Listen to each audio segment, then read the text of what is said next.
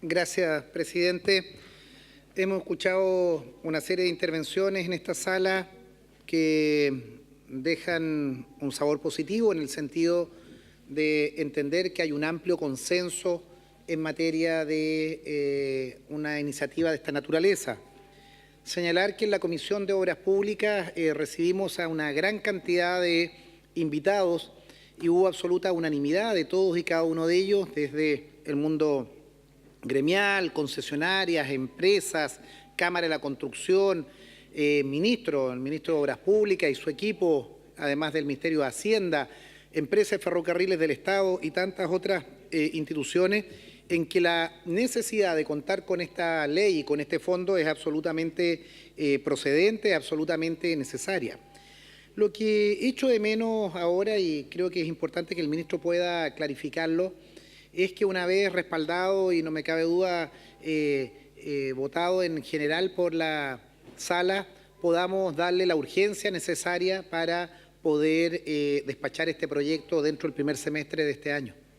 No cabe duda que el ciclo productivo de nuestro país, con un agotamiento en el valor de las materias primas, con una depreciación de esos commodities, nos llevan necesariamente a impulsar iniciativas que sean una señal clara desde el Estado de Chile, no digo del Gobierno, del Estado de Chile, de poder constituir este fondo de infraestructura, con un horizonte de los planes quinquenales de inversión que enumerábamos al informar, como la visión de levantamiento de proyectos. Y aquí seamos claros, este fondo va a tener que levantar proyectos y va a tener que tener una sólida articulación y coordinación con los ministerios. Y eso creo que es importante también que el señor ministro de Obras Públicas pueda explicarlo, porque se dio la discusión de qué manera se coordinan este fondo de inversiones con las políticas públicas que desarrollan distintos ministerios. Veíamos con preocupación, acá hay varios senadores que representan zonas portuarias, cómo vemos la absoluta descoordinación que existe entre los fondos de inversión o las inversiones en materia portuaria, por ejemplo, con las inversiones ferroviarias. Hoy día los terminales portuarios en Chile no tienen patios de maniobra para ferrocarril. Y nosotros sabemos que cualquier aumento en la transferencia, especialmente de contenedores de los puertos, sin patios ferroviarios para viabilizar ese transporte y desplazamiento hacia otros centros de consumo, es absolutamente inviable para el desarrollo de esa infraestructura. Y vemos que no dialogan muchas veces la infraestructura pública con transporte o con otras empresas autónomas. Y eso creo que es tremendamente relevante. Solo como un ejemplo, en estos días hemos visto el absurdo de que una empresa que ha sido sancionada por el Ministerio de Obras Públicas, como es la empresa Sañarto, una empresa consultora que fue sancionada y ratificada por la Contraloría y suspendida por un año del registro de contratistas de consultores, aparece siendo adjudicada y contratada por el Metro, empresa autónoma de Chile. Esas descoordinaciones de una administración y que en la vereda del frente se toman otras decisiones, es algo que este fondo tiene que buscar en la coordinación del gobierno corporativo. Más allá de los 5 miembros o si son 7, obviamente alta excelencia, una participación coordinada tanto de la alta dirección pública con el Ministerio de Obras Públicas, con el Ministerio de Hacienda y con el Ejecutivo si corresponde, y con el Senado, ¿sí? Eso lo facilita. Que su dirección, el gobierno corporativo, trascienda a la administración de turno.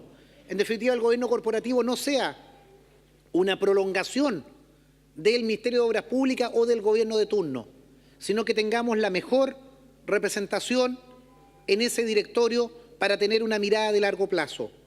Otro tema que creo que es relevante y que quede en la historia de la ley es entender la equidad territorial.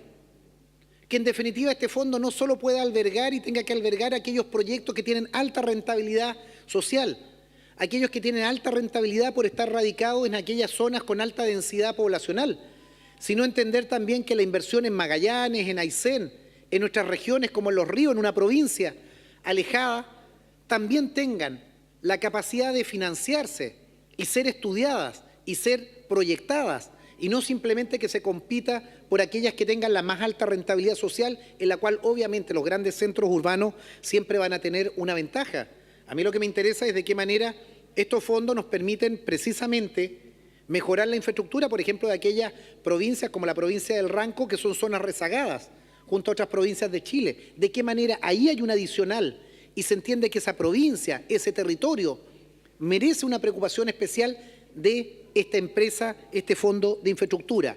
Mirada de rentabilidad, mirada de anticipar efectivamente estos flujos y tener un fondo adicional para inversión, pero también tener una mirada de equidad territorial. Que no sea esto simplemente el club de la empresa donde se llevan adelante aquellos proyectos que obviamente son altamente rentables en zonas con alto nivel de retorno. Equidad territorial. Por último, señor presidente, creo que acá, en esta empresa, en el objeto de esta empresa, en el giro de la empresa, tenemos que avanzar también en consignar expresamente inversiones en aquellos rubros que no son solo carretera y son obras públicas propiamente tal. Se señalaba de muy buena manera plantas desaladoras. De qué manera Chile se proyecta y tiene a través de este fondo la capacidad de incorporar esa nueva modalidad de acceder a recursos hídricos que sean utilizables por la sociedad. De qué manera nosotros tenemos la posibilidad de avanzar en pequeñños embalses o medianos embalses, que es algo fundamental, producto del cambio climático, de qué manera distribuimos el territorio de mejor manera. Y algo que me preocupa enormemente, lo consignaba el senador Montes anteriormente, Ferrocarriles del Estado. En la concurrencia del presidente del directorio, Germán Correa, se señalaba, y creo que ahí también es importante por su intermedio, presidente, que había un tema pendiente que quedaba para el Ministerio de Obras Públicas de poder coordinar en los equipos técnicos. La legislación particular de ferrocarriles habla de rehabilitar y tiene una nomenclatura especial por la ley orgánica que rige a ferrocarriles. Es imprescindible poder contar con una capacidad de invertir y de rehabilitar, como ellos consignan, en una gran extensión ferroviaria que existe hoy día en Chile y que está en desuso. Quedan las fajas vías o simplemente están abandonadas, pero existe esa posibilidad. Ahí es imprescindible que este fondo, a través de las adecuaciones, y en eso recordar, y también para que quede en la historia de la ley, se estableció la necesidad de contar con esa adecuación en el giro, en la precisión del giro de la empresa, la figura de la rehabilitación para poder concurrir en materia de ferrocarriles. Porque digamos, seamos claros, Chile necesita un nuevo impulso en materia de infraestructura. Las concesiones en materia de carretera han avanzado enormemente en túneles, pero claramente hoy día necesitamos otro modo de transporte, otro modo que ayude al desplazamiento y a la productividad de nuestro territorio. Este país no resiste una década más sin tener un sistema eficiente de ferrocarriles. No es posible que aquí en la región de Valparaíso recién tengamos la posibilidad, la eventualidad de llegar a Calera con el ferrocarril, cuando hace 15 años se podía viajar perfectamente entre Valparaíso y Santiago.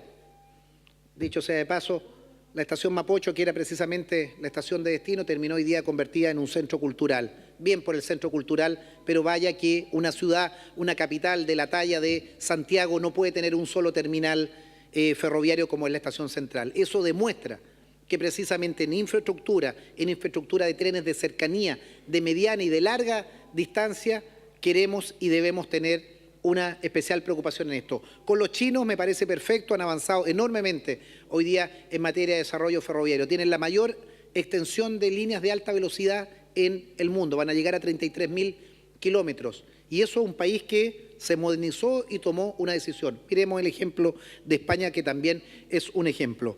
Vamos a votar a favor, presidente, y pedir encarecidamente al ministro de Obras Públicas, al Ejecutivo, que hagamos carne este gran acuerdo que existe en relación a este fondo y tengamos la urgencia que corresponde por parte del Ejecutivo para que dentro del primer semestre tengamos despachado este proyecto de ley que sin lugar a dudas ayudará a la equidad territorial y a la infraestructura de todo el país. He dicho, señor presidente. Gracias,